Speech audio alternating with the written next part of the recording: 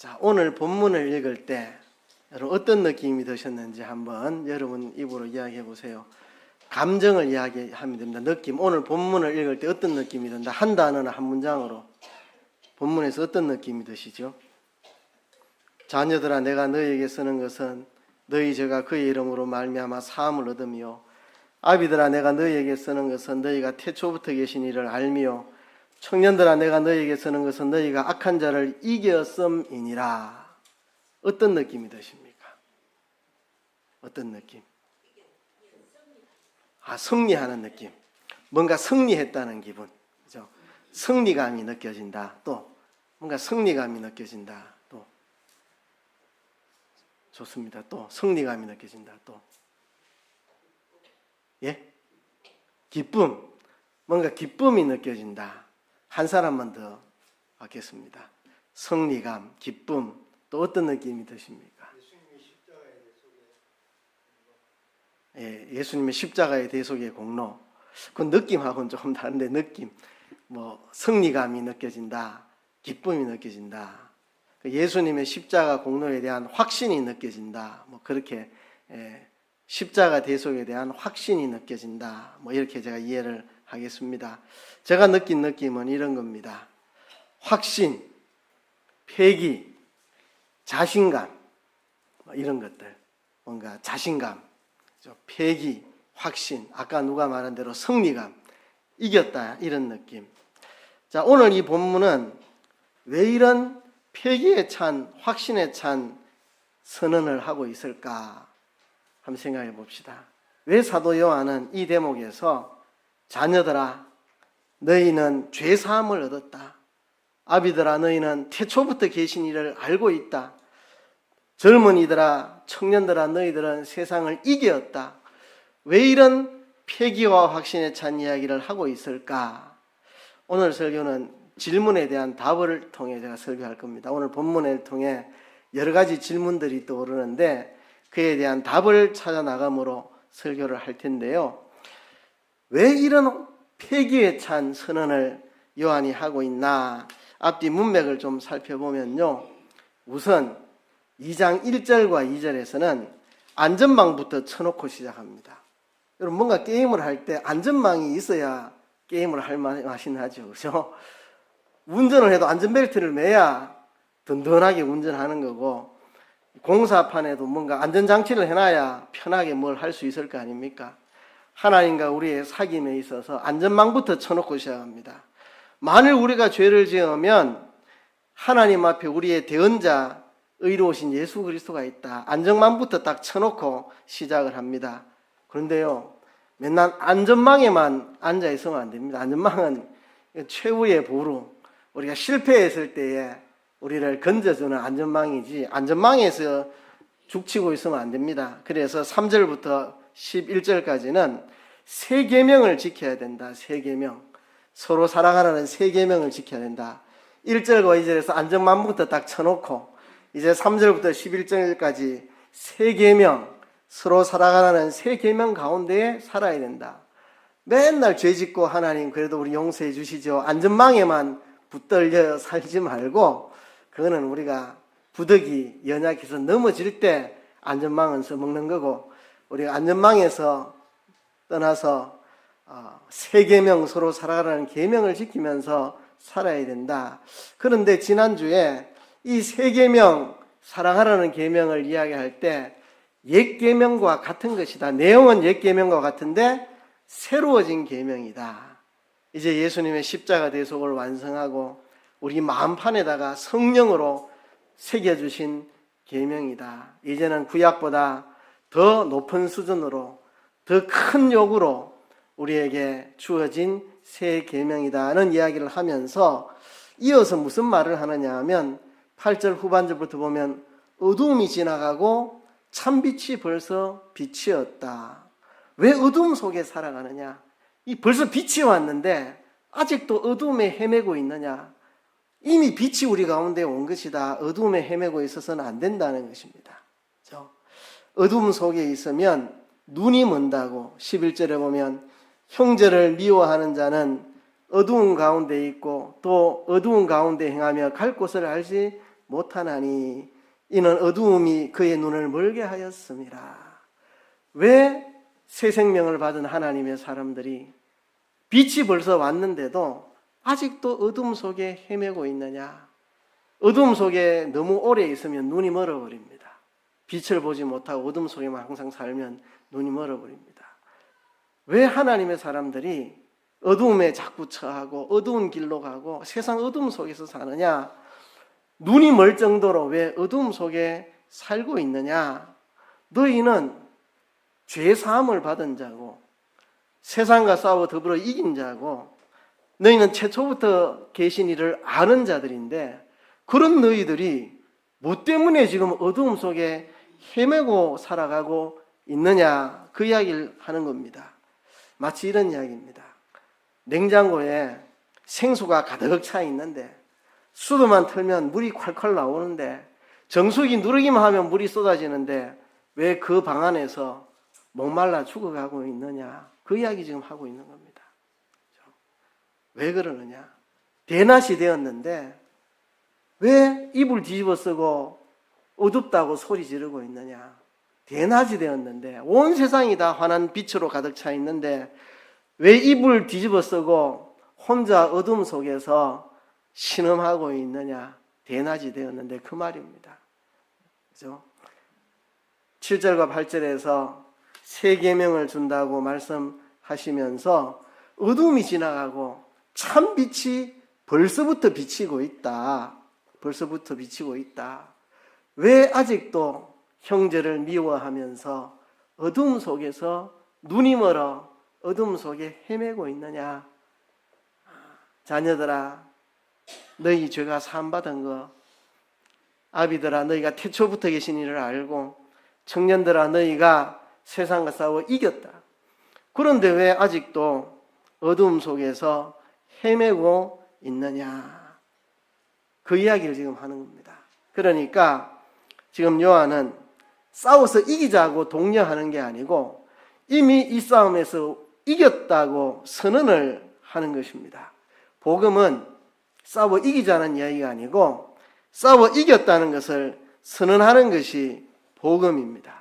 지금 요한이 말하는 것은 우리 힘으로 한번 이겨보자 하는 이야기가 아니고 이미 우리는 승리한 자다. 그래서 승리한 편에 서 있자. 승리한 자의 편에 서 있자. 우리는 승리한 자 편에 서 있으면 된다. 우리는 빛 가운데 있는 사람인데 어둠 속으로 찾아 들어가지 말고 우리는 승리한 사람들인데 이 승리 속에 머물러 있어야 한다 하는 겁니다. 여러분, 이겨야 한다는 말과 이겼느니라는 말하고는 느낌이 다릅니다. 이겨야 한다 이러면 내가 어떻게 이기지? 내가 무슨 힘으로 이기지? 이런 생각이 드는데 이겼느니라. 이미 우리는 승리했고 이 승리의 세계에 거하면 됩니다. 우리가 어둠으로 스스로 기어 들어가지 않으면 된다는 이야기입니다. 왜 수돗물이 콸콸 나오는 집안에서 혼자 목말라 죽어가고 있느냐? 왜 대낮이 밝았는데 이불 뒤집어 쓰고 어둡다고 소리 지르고 있느냐? 너희가 이 승리에 거하면 된다. 다시 어둠 속으로 기어 들어가지 말고 당당하게 승리를 선포하며 승리에 거하면 된다는 이야기를 하고 있습니다. 요한은 도대체 무슨 근거로 이렇게 당당하게 말할 수 있는지, 그죠? 아이들아, 내가 너희에게 쓴 것은 너희가 아버지를 알았으며, 아비들아, 내가 너희에게 쓴 것은 너희가 태초부터 계신 이를 알았으며, 청년들아, 내가 너희에게 쓴 것은 너희가 강하고 하나님의 말씀이 너희 속에 거하시고 너희가 흉악한 자를 이기었음이라. 이렇게 요한은 당당하게 이야기할 수 있을까? 이미 승리했다. 이미 이겼다. 왜 폐장병처럼 스스로 이불 뒤집어 쓰고 어둠 속에서 헤매고 있느냐? 이불 걷어차고 빛으로 나와라. 이불 덮어 쓰고 어둠 속에서 신음하지 말고 이불 집어 던지고 대낮인데 이미 빛이 왔는데 어둠은 이미 물러가고 있는데 물러가고 있는 어둠에 거하려고 어둠을 쫓아다니면서 어둠은 지금 지나가고 있고 참빛이 벌써 비치고 있는데 어둠을 찾아서 쫓아가는 왜 바보 같은 짓을 하느냐? 이미 우리는 이기고 승리했다. 요한은 이렇게 당당하게 말할 수 있는 이유가 무엇일까 생각해 봅니다. 요한은 하나님과 사귐이 있다고 하면서도 어둠에 붙잡혀 살아가는 사람들에 대해서 안타까운 마음으로 이런 이야기를 하고 있습니다. 왜 하나님을 알고도, 왜 예수 믿고도, 교회 다니면서도 말씀에 불순종하고 형제를 사랑하지 못하고 미워하고 왜 어둠 속에 살아가느냐? 왜 죄로부터 점점 멀어지지 못하고 무기력하게 죄에 빠지고 분별력도 잃어버리고 갈 바를 알지 못해서 헤매고 있느냐? 구원의 확신을 가졌다고 하면서도 왜 세상 사람들보다 못한 비양심적인 삶을 서스럼없이 살아가고 있느냐? 어떻게 하면 이 어두움에서 우리가 벗어날 수 있는가? 그 답을 12절과 13절, 14절에서 우리에게 해주고 있습니다. 해답은 이겁니다. 하나님과의 사귐 안에서 성장해 나가라는 것입니다. 하나님과의 사귐 안에서 성장해 나가라. 그래서 자녀들이여, 아비들이여, 청년들이여 그런 식으로 영적 성장의 단계들을 구분하여 편지를 쓰고 있습니다. 하나님과 사귐 속에서 너희들이 성장해 가야 된다. 그래야만 너희들이 이 어둠에서 완전히 벗어날 수 있다. 왜 예수 믿고도, 왜 영원한 생명을 얻고도 왜 어둠 속에 갇혀 있느냐? 왜 어둠에서 신음하고 죄에 무기력하게 굴복하고 왜 세상에게 굴복하고 그렇게 살아가고 있느냐? 어떻게 하면 그 어둠에서 벗어날 수 있느냐? 이미 어둠은 지나가고 있고 참 빛이 와서 비치고 있는데 이 빛에 거하면 될 텐데 왜 지나가고 있는 어둠을 쫓아가서 그 어둠에 거하려고 몸부림치고 있느냐? 거기서 벗어나려면 하나님과의 사귐 안에서 성장해 가야 된다는 겁니다. 그래서 오늘 본문에는 자녀들, 아비들, 청년들이라는 세 성장 단계를 구분해서 이야기하고 있습니다. 또 질문을 한번 던져봅니다. 본문에서 자녀들, 아비들, 청년들이라고 하는 게 누구를 가리킨 것인가? 여러 가지 견해들이 있습니다. 육체적인 나이로 보는 견해도 있습니다. 그것도 설득력은 있습니다.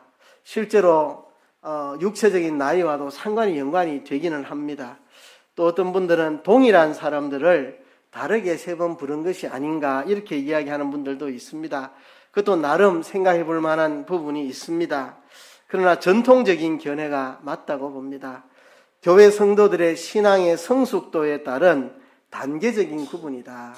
교회 성도들의 신앙의 성숙도, 이제 예수님 믿고 영적인 어린아이에 있는 사람들, 그 자녀들, 이제 어린아이에서 벗어나서 이제 신앙이 자라가고 있는 이 청년들, 그리고 신앙이 성숙에 이른 아비들, 이렇게 신앙 성숙도의 정도에 따른 단계로 보는 게 전통적인 견해인데 그게 가장 올바른 해석이라고 봅니다. 오늘 이 본문은 각 부류의 신앙 상태에 대한 고유한 특징들을 우리에게 묘사하고 있습니다. 근데 여기서 몇 가지 또 의문이 생깁니다. 왜 의문이 생기냐면 이게 신앙 성장의 단계라고 한다면 자녀들이 나왔으면 두 번째 청년들이 나오고 세 번째 아비들이 나와야 맞는데 순서가 그래 안 돼 있습니다. 자녀들 다음에 아비들이 나오고 마지막에 청년들이 나옵니다. 왜 이 순서가 우리 상식에 맞지 않은 순서로 되어 있는가? 또 청년들에 대한 묘사가 상대적으로 길게 되어 있습니다. 이게 두 번 언급을 하는데요. 앞에서는 청년들도 짧게 기록이 되어 있는데 두 번째는 되게 길게 기록되어 있습니다. 청년들아 내가 너희에게 쓴 것은 너희가 강하고 하나님의 말씀이 너희 속에 거하시고 너희가 흉악한 자를 이겼음이라. 이렇게 왜 청년들에 대해서는 자세하게 설명을 하고 있을까? 또 왜 비슷한 내용을 두 번 반복하고 있을까? 이런 의문들이 생기는데요. 이 의문들에 대한 답을 찾아 나가면 오늘 본문이 막으라고자 하는 바를 우리가 알 수 있습니다. 자, 왜 청년들이 맨 마중에 나올까요? 이런 의미로 생각하면 될 겁니다. 어떤 사람이 회사에 신입으로 입사를 합니다.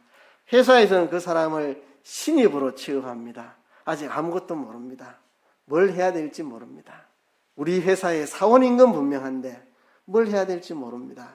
그래서 훈련을 하죠. 신입사원 교육을 하는데 첫날 뭘 교육하겠습니까?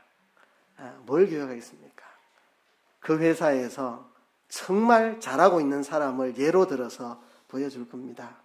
너희 선배 중에 이 사람 한번 봐라. 처음 입사할 때는 이 모양이었는데 지금은 이렇게 일을 잘해가지고 이렇게 회사에 유익을 주고 많은 열매를 맺고 그래서 월급도 이렇게 많이 올랐고 이런 사람 한번 봐라. 그러면 신입사원들이 와 우리도 저렇게 됐으면 좋겠다. 우리도 저렇게 되려면 어떻게 해야 될까 이런 생각이 듭니다. 그럴 때 이제 저렇게 되려면 앞으로 이렇게 해야 저래 되느니라 이렇게 이제 훈련을 하겠죠. 지금 그런 이야기입니다. 신앙의 어린 상태, 영적인 아이 상태. 이제 예수님을 구주로 믿고 성령으로 거듭나서 예수님의 피로 내가 죄 사함 받았다는 것을 믿고 하나님이 우리 아버지라는 것을 깨닫게 된 그 사람에게 이제 아비의 상태, 아비는 태초부터 계신 이를 알민이라 그래 말했습니다. 태초부터 계신 그분을 아는, 그분의 마음을 알고 그분의 생각을 알고 그분의 느낌을 알고 그분의 뜻을 알고 이제 그분과의 깊은 사귐 속에서 이제 그분이 영원전에 우리를 위해 예정하신 그 목적이 무엇인지, 태초부터 계신 그분이 이 땅에 사람 되어 오신 이유가 뭔지, 왜 십자가에 죽으셨는지, 왜 부활하셨는지, 왜 우리에게 서로 사랑하라고 하시는지, 왜 이 악한 세상에 우리를 두셨는지, 태초부터 계신 그분을 이제는 이해하고 아는 단계, 성숙한 단계, 그분과의 깊은 사귐 속에서 이 세상을 초월하는 태초부터 계신 분을 아는 성숙한 신앙에 흔들리지 않는, 세상에서 흔들리지 않는 이 믿음의 선, 이 단계를 보여주면서 이 단계로 나아가려면 청년들의 단계를 거쳐야 된다. 청년들의 단계는 세상과 더불어 싸워 이기는 단계입니다. 이 싸움의 단계, 세상과의 싸움의 단계를 거쳐야만 성숙한 아비의 자리에 가게 된다. 그 이야기를 말하려고 먼저 자녀들 이야기하고 아이들 이야기하고 마지막에 청년들. 그렇기 때문에 청년들에 대한 이야기가 깁니다. 요한이 하고 싶은 이야기는 청년들에 대한 이야기입니다. 영적인 청년. 근데 가만히 생각해 보면 육체적인 청년들도 여기에 해당이 돼요. 이게 영적인 청년들을 말하는데 육신적인 청년들과도 상당히 일치를 해요. 청년들은 세상 속에서 싸우는 삶입니다. 싸우는 삶. 세상과 더불어 싸워 이기는 것이 청년들의 신앙입니다. 그래서 요한이 초점을 맞추는 것은 이 청년들의 삶에 초점을 맞추어서 자세하게 설명하고 있습니다. 지금 이런 이야기를 하고 있는 겁니다. 요한 1서를 받고 있는 수신자 교회들이 당하고 있는 현실이 뭐냐? 교회 안에 이단적 가르침을 하는 그런 자들이 생겨나서 교회 안에서 예수 그리스도께서 육체로 이 땅에 임하셨다는 것을 부정하는, 예수님의 사람 되심을 부정하는 이 이단적 주장이 교회에 등장해서 이들이 교회에서 문제를 일으키다가 교회를 갈라서 교회를 떠나 세상으로 가버렸습니다. 그래서 남아있는 사람들 충격에 휩싸여 있고 떠나가버린 사람들에 대한 미움이 솟아오르고 우리 안에도 이제 사랑이 식어져 가고 있고 그죠? 뭔가 움츠러들고 있고 지금 교회 안에 일부가 세상으로 가버렸는데 이 세상으로부터의 공격 앞에 무기력하게 나약하게 서 있는 남아있는 이 사람들에게 너희가 지금 중심을 잃지 않고 승리하려면 너희가 어린아이 상태에 머물러 있지 말고 아비의 상태로 성장해 가야 된다. 성장해 가야 된다. 아비의 상태로 성장해 가려면 청년의 단계, 세상과 더불어 싸워 이기는 그 단계를 거쳐야만 너희들이 아비의 단계, 성숙한 단계로 나아갈 수 있다. 근데 그것은 우리의 힘으로 하는 게 아니다. 이미 세상을 이겼다. 그 이김에, 그 승리에 동참하면 된다. 그 승리를 버리지 않으면 된다. 그 승리 안에 거하면 된다. 그러니 용기를 가지고 너희들이 자라가라. 어린아이에 머물러 있어서는 아무것도 안 된다. 떠나간 사람들 미워하고 남아있는 사람들끼리 서로 사랑하지 못하고 세상을 향하여 주눅이 들어서 무기력하게 죄의 종로로 타고 그렇게 살아서는 너희들이 성숙한 승리하는 삶을 살아갈 수가 없다. 그러니 너희가 이제 하나님과의 사귐만 해서 성숙하게 살아가야 한다는 것을 본문이 우리에게 이야기하는 것입니다. 그러면 어떻게 해야 세상을 이긴 영적 아비들의 수준에 이를 수 있다는 말인가? 여기 영적인 어린아이들은 세상과 싸워볼 생각도 안 하고 있는 사람들이고, 젊은이들은 세상과 피 터지게 싸우고 있는 사람들이고, 아비들은 이미 세상과 싸워 승리하고 태초부터 계신 이를 알며 살아가는 그런 삶이고, 그렇죠? 너희들이 세상을 이겨버린 영적인 아비의 수준에 이르려면 어떻게 해야 되느냐? 그래서 자녀들의 단계, 아비들의 단계, 청년들의 단계를 소개하는데요. 자, 그러면 자녀들의 특징은 어떤 것인가? 자녀들의 특징은 어떤 것인가? 영적인 초보 단계입니다. 이제 예수님의 십자가 대속의 은혜를 나의 것으로 믿음으로 받아들이고 내가 죄사가 사해졌다는 것을 믿고 성령으로 거듭난 이제 하나님의 자녀가 된 상태, 영적인 초보적 상태입니다. 그런데 의문이 가는 것은 첫 번째는 자녀들아 이래 말했는데 두 번째는 아이들아 이렇게 말합니다. 뭐 자녀들이나 아이들이나 비슷한 말인데 조금 느낌이 다르죠. 자녀들이라고 부를 때는 생명적인 관계를 말합니다. 아버지와 아들, 엄마와 아들, 부모와 자식 이런 관계, 생명적인 관계, 부모로부터 태어난 자녀들. 그러니까 우리가 예수님을 믿고 죄 사함 받고 성령으로 거듭 태어나서 이제 하나님의 자녀의 신분을 얻게 된 것을 이야기할 때 자녀들이다 이렇게 표현했고, 두 번째는 아이들아 이렇게 표현했는데 이것은 갓난아이, 앞으로 자라가야 되는 사람, 아직도 미성숙한 상태, 그 상태에 이제는 자라가야 되는 상태에 놓여 있다는 것을 말하기 위해서 아이들아 그렇게 말했습니다. 그래서 자녀들아 내가 너희에게 쓰는 것은 너희 죄가 그의 이름으로 말미암아 사함을 얻으며, 아이들은 이제 예수님의 이름으로 죄 사함을 받고 거듭나 하나님의 자녀의 신분을 얻게 된 자녀들, 이 자녀들은 이제 죄 사함 받은 것으로 끝나는 게 아니고 죄 사함 받고 성령으로 거듭나면 이제 하나님 우리 아버지를 알게 됩니다. 우리 예수를 믿게 된다는 것은 그냥 죄 사함 받는다는 것으로 그치는 게 아니고 죄 사함의 결과로 하나님 우리 아버지를 알게 된다는 겁니다. 저도 하나님을 몰랐습니다. 불신 가정에 태어나서 하나님이 계시다는 걸 몰랐습니다. 중학생 시절 하나님이 살아계시다는 것을 알게 되고 느끼게 되고, 그때 제가 이제 예수님을 믿고 죄 사함 받고 구원 얻는 그때 이제 하나님 우리 아버지를 알게 되는 거, 하나님을 아버지라 부르고 하나님을 알게 된 거. 그래서 두 번째는 이렇게 말합니다. 아이들아 내가 너희에게 쓴 것은 너희가 아버지를 알았으며, 너희가 아버지를 알았으며, 이게 신앙의 초보 단계입니다. 예수 믿고 죄 사함 받고 성령으로 거듭나서 하나님의 자녀가 돼서 하나님을 이제 아버지로 인식하는, 하나님을 아버지로 부를 수 있는 하나님 아버지를 알게 되는 것, 이것이 영적 초보 단계 자녀들, 아이들의 상태입니다. 그래서 이게 아이들아 내가 너희에게 쓴 것은 너희가 아버지를 알았으며 라고 하는 말은 너희가 이제 죄 사함 받고 하나님 자녀 돼서 하나님 아버지를 알게 되었고 이제부터 하나님을 알아가야 된다. 이제부터 하나님을 알아가야 된다. 깊이 알아가야 된다. 하나님을 아는 데서 자라가야 된다. 그 이야기를 하는 겁니다. 여러분, 누군가를 알아가는 제일 좋은 방법은 그와 사귀는 겁니다. 여러분들이 누군가를 잘 알게 됐다면 어떻게 알게 됐느냐? 그와의 사귐을 통해서 그를 잘 알게 됐습니다. 저는 제 아내를 잘 압니다. 제 아내도 저를 잘 알고, 그죠? 벌써 결혼해가지고 얼마나 많은 세월을 같이 사귀면서 살았는데 서로를 잘 알죠.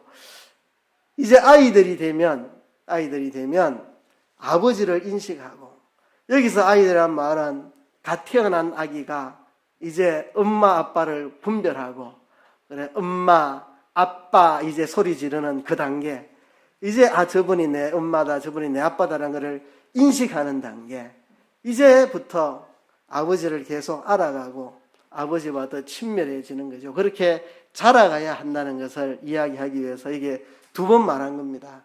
자녀들아, 너희가 죄사함 받고 성령을 거듭나 하나님 자녀가 되었다.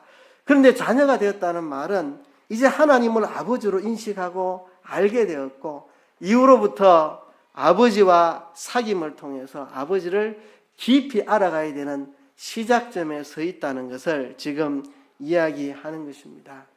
여러분, 한국 교회에 우리가 앓고 있는 문제가 뭡니까? 사람들이 영적인 자녀들, 어린아이의 상황에 계속 머물러 있다는 것입니다. 죄사함을 받았다는 거 얼마나 소중한 일인지 모릅니다. 그러나 거기 머무르면 안 됩니다. 맨날 초신자가 돼가지고 10년을 믿어 20년을 믿어 만년 초신자가 돼가지고 나 죄사함 받고 예수 믿으면 천국 간다. 이제 살아가는 목적은 돈 많이 벌고 세상에 출세하고 잘 먹고 잘 사는 거, 그것만 남았다. 이래 살아가는 사람, 만년 초신자, 만년 어린아이, 나 예수 믿고 죄사함 받아 천국 간다. 이제 세상에 복 받는 일만 남았다. 이제 예수 이름으로 복 받아서 돈 많이 벌고 잘 먹고 잘 살아가는 거, 거기에 멈춰 있으면 이거는 영적인 어린아이로 살다가 어린아이로 죽는 것입니다. 거기 머물러서는 안 되고, 거기서 자라가야 된다. 어디로? 아비들로. 근데 놀라운 것은 두 번 반복하는데 아비들은 똑같아요. 앞에서나 뒤에서나 똑같이 달라진 게 없습니다. 아비들아, 내가 너희에게 쓰는 것은 너희가 태초부터 계신 이를 알며, 두 번째도 똑같습니다. 아비들아, 내가 너희에게 쓴 것은 너희가 태초부터 계신 이를 알았으며, 똑같은 말을 두 번 씁니다. 그래서 똑같은 말을. 그러니까 아비들에 대해서는 뭐 달리 말할 게 없습니다. 이미 성숙한 사람들이라. 태초부터 계신 분, 이 세상을 초월하신, 영원전부터 계신 그분, 그분의 영원전 목적과 계획과 창조와 섭리로부터 오늘 우리를 구속하신 그 하나님의 뜻을 깊이 알고, 그 하나님과의 깊은 사귐 속에서 흔들리지 않는, 이제 세상에게 승리한, 변함이 없는, 흔들리지 않는 성숙한 아비들의 신앙의 모습을 여기에서 보여줍니다. 그래서 아비들에 대해서는 달리 말할 게 없습니다. 똑같은 말을 두 번 반복하므로 이곳이 너희의 목적지다. 이것이 너희의 종착역이다. 여기까지 너희가 성장해 가야 된다. 이것이 너희의 성장 목표라는 것을 이야기합니다. 그래서 성장 목표를 찍고, 그렇게 하기 위해서 너희들이 어떻게 해야 되느냐? 청년들의 신앙을 이야기합니다. 청년들의 단계에 대해서 이렇게 말합니다. 첫 번째는 이렇게 말하죠. 13절 하반절에 보면, 청년들아, 내가 너희에게 쓰는 것은 너희가 악한 자를 이겼음이니라. 악한 자를 이겼다는 말을 두 번째는 자세히 풀어서 말합니다. 청년들아, 내가 너희에게 쓴 것은 너희가 강하고 하나님의 말씀이 너희 속에 거하시고 너희가 흉악한 자를 이겼음이라. 너희가 강하고, 그 다음에 하나님의 말씀이 너희 속에 거하시고 너희가 흉악한 자를 이겼음이라. 너희가 강해져서 하나님의 말씀이 너희 속에 거하여서 너희가 악한 자를 이겼다고 말하고 있습니다. 여기 악한 자는 누구를 말합니까? 마귀를 말합니다. 마귀. 세상과 한 덩어리가 되어 있는 이 마귀, 하나님의 자녀들을 하나님의 사랑으로부터 끌어내려 무너뜨리려고 하는 이 악한 자, 이 악한 자가 세상과 하나 되어서 세상 안에는 마귀의 자녀들이 많이 있습니다. 마귀를 추종하는 사람들, 이 마귀와 세상과 세상 안에 마귀의 자녀들이 악의 사슬을 서로 엮어서 악의 연대를 하고 있습니다. 악의 카르텔을 만들어 놓고 있습니다. 그것과 더불어 싸워 이겼다고 말합니다. 세상과 더불어 싸워 이기는 거. 여러분, 어린아이는 자기 중심입니다. 자기 중심. 영적인 어린아이도 마찬가지입니다. 내가 죄 사함 받았다. 내가 구원받았다. 내가 하나님 자녀 되었다. 내가 죽어도 천국 간다. 나는 영생 얻었다. 나는 죄 지어도 그 때문에 지옥 안 간다. 나 중심이죠. 이제 청년이 되면 나 중심을 벗어나서 세상과 더불어 싸웁니다. 세상과 더불어 싸우는 거. 그 세상이 무엇인지는 뒤에 좀 더 설명합니다. 그건 다음 주에 이야기합니다. 육체의 정욕, 안목의 정욕, 이생의 자랑. 육체의 정욕과 더불어 싸우고, 안목의 정욕과 더불어 싸우고, 이생의 정욕과 이생의 자랑과 더불어 싸우고, 이 세상과 더불어 싸우는 거. 이게 청년들의 신앙입니다. 청년들의 신앙.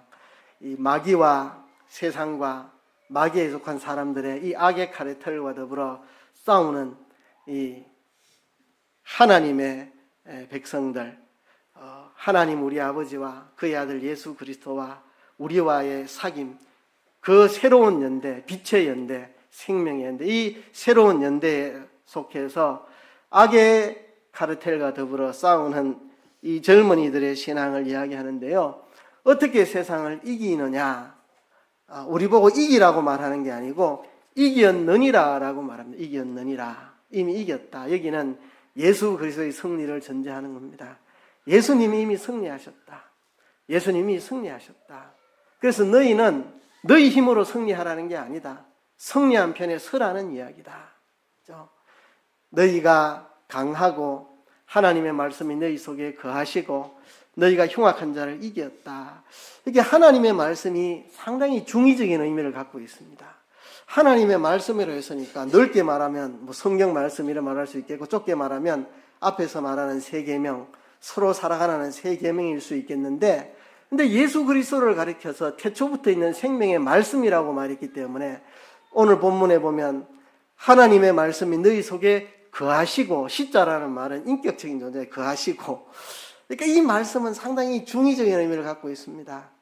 예수 그리스도께서 우리 안에 거하신다는 의미도 되고, 예수 그리스도께서 주신 세 계명, 서로 살아가는 그 세 계명이 우리 속에 있다는 이야기고, 그죠?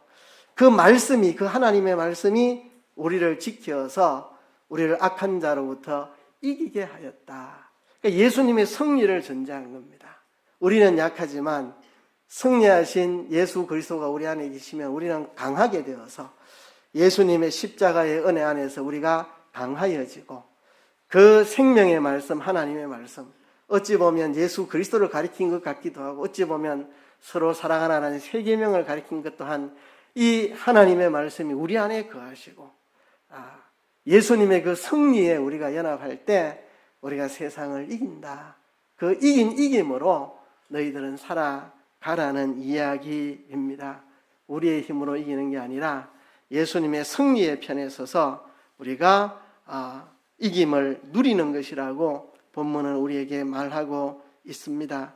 그래서 여러분, 오늘 본문을 통해서 우리에게 이런 이야기를 하고 있습니다. 많은 사람들이 죄사함의 은혜에만 머무르고 있습니다. 나 죄사함 받아서 오늘 죽어도 천국 가. 그래서 맨날 나약함만 호소하고 맨날 안전 그물망에 주저앉아가지고 나 죄지었지만 나를 변호하시는 예수님 계시잖아요. 그래도 나 천국 가잖아요. 맨날 극하고 죄짓고 또 후회하고 죄짓고 후회하고 맨날 은혜의 안전망에만 기대고 있고 나약하게 죄지었지만 그래도 죄산 받았으니 천국에는 가잖아요. 맨날 그 소리만 하고 나약하게 있는 그런 상태에 머물지 말고 너희들이 하나님과의 사귐 속에서 자라가라. 너희가 죄사함 받았다는 것은 아버지를 알게 된 것이고 이제는 하나님과의 사귐 속에서 아버지를 깊이 알아가서 언젠가 아비와 같이 태초부터 계신 이를 아는, 세상을 이기고 승리해서 태초부터 계신 그분 앞에서 흔들리지 않는 믿음으로 살아가는 영적인 어른의 모습으로 자라가야 되는데, 그러기 위해서는 지금 예수 그리스도 안에서 세상과 더불어 싸워 승리하는 승리자의 삶을 살아야 된다. 너희 힘으로 승리하는 게 아니고 이미 승리한 그곳에 너희들이 머무르면 된다. 이미 어둠은 물러가고 있고 빛이 임했는데 그냥 빛에 거하면 된다. 빛에 거하면 된다. 대낮이 됐는데 굳이 이불 뒤집어 쓰고 왜 어둡냐고 소리치는 것처럼 이미 빛이 왔는데, 승리가 왔는데 맨날 패전하고 앉아있는 바보같이, 어리석은 바보같이 살지 마라. 이미 승리했고 그 승리가 우리에게 왔다. 빛이 임했다. 어둠은 지금 지나가고 있다. 도망가고 있다. 근데 도망가고 있는 어둠을 쫓아 매달리고 이 대낮에 혼자 이불 뒤집어 쓰고 어둠 속에 고집하고 있는 어리석은 삶을 살지 마라. 이미 빛이 왔다. 어둠은 지나가고 있다. 왜 어둠 속에 살아가고 있느냐? 예수 믿고 제사함 받은 사람들이 왜 제사함 받은 것으로 만족하고 거기 안주해가지고 맨날 내 제사함 받아 천국 간다 그것만 외우고 있고 맨날 세상의 종로로 타고 죄짓고 세상과 더불어 싸워 패전하고 맨날 나약하게 내가 죄지었지만 그래도 죄사함 받았으니 천국은 가잖아요. 맨날 안전 거물망만 의지하고 왜 그렇게 나약하게 살아가고 있느냐? 그래 살아가지 말고 이제는 성장해 나가라. 승리하는 삶으로 나아가라. 이제는 승리하는 삶으로 나아가라. 이제는 하나님과의 사귐을 통해 너희들이 성장해 가야 된다. 청년의 신앙을 넘어 아비의 신앙으로 너희가 살아가야 한다 하는 이야기입니다. 지금 많은 한국에 있는 그리스도인들이 여기에 머물러 있다고 생각합니다.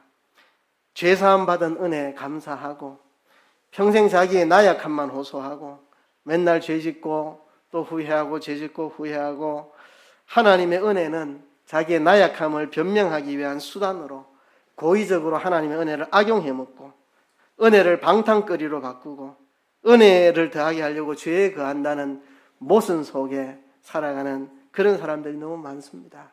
소돔과 고모라에는 노아와 같이 소돔과 고모라와 같은 이 더러운 세상 속에 노아와 같이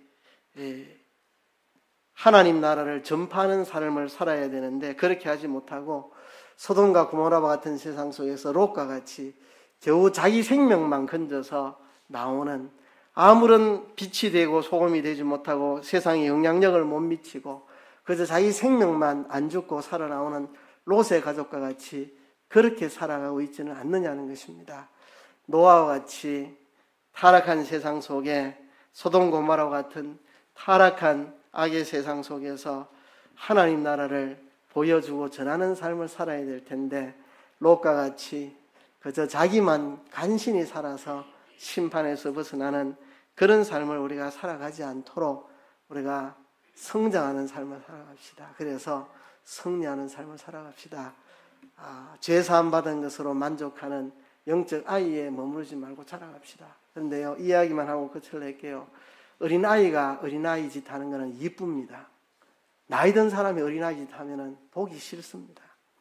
이제 예수 믿은 사람이 죄사함의 기쁨 속에 살아가는 얼마나 아름다운 일입니까? 젊은이들이 세상에서 세상과 피 흘리며 싸우는 얼마나 아름답습니까? 그러나 나이 든 사람이 그러고 있으면 보기 싫습니다. 그죠? 이제 예수 믿은 사람이 내 죄사함 받았다, 난 지옥 안 간다, 감격에 쌓여요. 근데 예수 50년 믿고도 맨날 죄사함 받았으니 나 지옥 안 간다, 오늘도 죄 지었지만 지옥은 안 간다, 이러고 살고 있으면 안 된다는 거죠. 그죠? 이제는 피 흘려 싸우는, 세상과 피 흘려 싸우는 젊은이의 과정도 거쳐서 이제는 승리하여 태초부터 계신 이를 아는 삶을 살아가야 하지 않겠습니까? 말씀을 생각하시면서 다 같이 통성으로 기도하겠습니다.